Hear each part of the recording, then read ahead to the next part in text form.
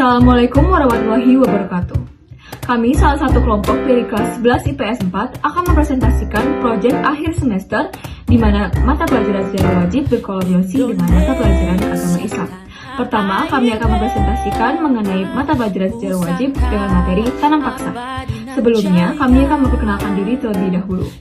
Nama saya Ayaska Fasyantika Putri dengan nomor absen 9. Nama saya Arifa Achda Kamila, absen 7. Nama saya Netanya Loi Simbolon, absen 30. Nama saya Katrina Destiahani dengan nomor absen 32. Tanam paksa memiliki latar belakang, yaitu keinginan pemerintah Belanda untuk mendapatkan keuntungan besar untuk menutup pengeluaran dan defisit anggaran. Pencetus tanam paksa pada tahun 1830 saat pemerintah penjajah hampir bangkrut akibat terlibat dengan peperangan terbesar Jawa yaitu Perang Diponegoro pada tahun 1825 hingga 1830. Gubernur Jenderal Van den Bosch mendapat izin khusus untuk melaksanakan sistem tanam paksa atau kulturstelsel dengan tujuan utama mengisi kas pemerintahan jajahan yang kosong atau menutup defisit anggaran pemerintah penjajahan. Dalam pelaksanaannya, ternyata terdapat banyak penyimpangan yang merugikan rakyat Indonesia, seperti 1. Tanah yang ditanami tanaman ekspor lebih dari luas 1/5 lahan.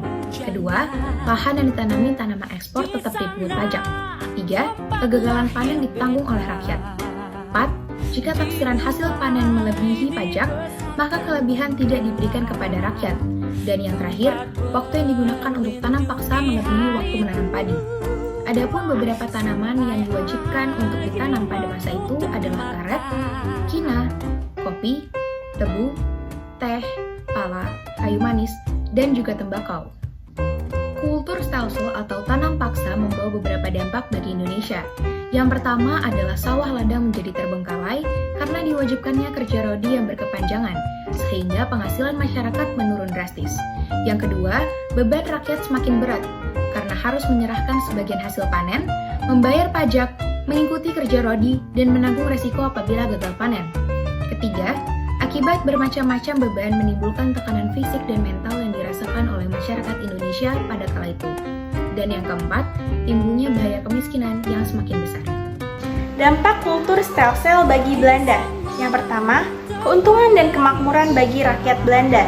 Yang kedua, penerimaan pendapatan melebihi anggaran belanja.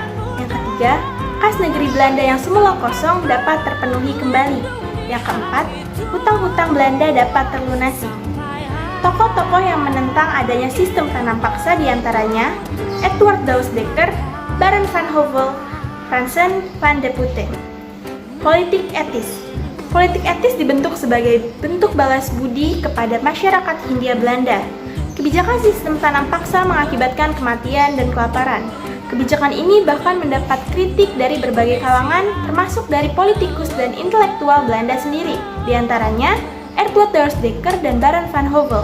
Akhirnya, Edward Douws Dekker menggambarkan penderitaan rakyat Indonesia dalam bukunya yang berjudul Next Havelaar. Bermula dari kritikan inilah, akhirnya pemerintah Belanda mengeluarkan kebijakan politik etis. Kebijakan politik etis. Yang pertama adalah edukasi atau pendidikan. Edukasi dilakukan dengan membangun lembaga pendidikan modern di Indonesia, misalnya Teknik Hogeschool Bandung, Sekolah Teknik Bandung, sekarang yang bernama ITB. Namun, pendidikan ini hanya terjangkau bagi kalangan para bangsawan, priayi, atau orang pertanian saja. Yang kedua adalah irigasi, pembangunan saluran pengairan.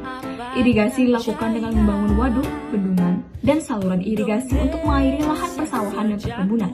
Namun, irigasi lebih banyak dibangun untuk mengairi perkebunan swasta Belanda. Yang ketiga adalah imigrasi atau pemindahan penduduk. Imigrasi dilakukan dengan memindahkan penduduk dari Jawa yang padat untuk bekerja di perkebunan Belanda di luar Jawa, yang jarang penduduknya. Kebijakan ini juga disebut dengan transmigrasi. Program ini menguntungkan Belanda sebab pengusaha perkebunan Belanda mendapatkan buruh pekerja untuk lahannya. Politik etis memunculkan elit baru di kalangan masyarakat pribumi yang menyadari harga dirinya. Elit baru ini kemudian mendirikan berbagai perkumpulan seperti Budi Utomo, Sarekat Islam, dan Indis Party. Organisasi tersebut menjadi cikal bakal pergerakan nasional dan melahirkan kebangsaan Indonesia. Sekian presentasi dari kelompok kami mengenai materi tanam paksa. Terima kasih.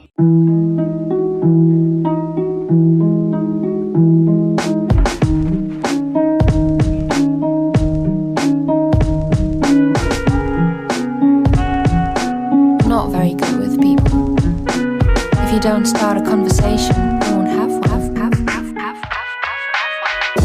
one.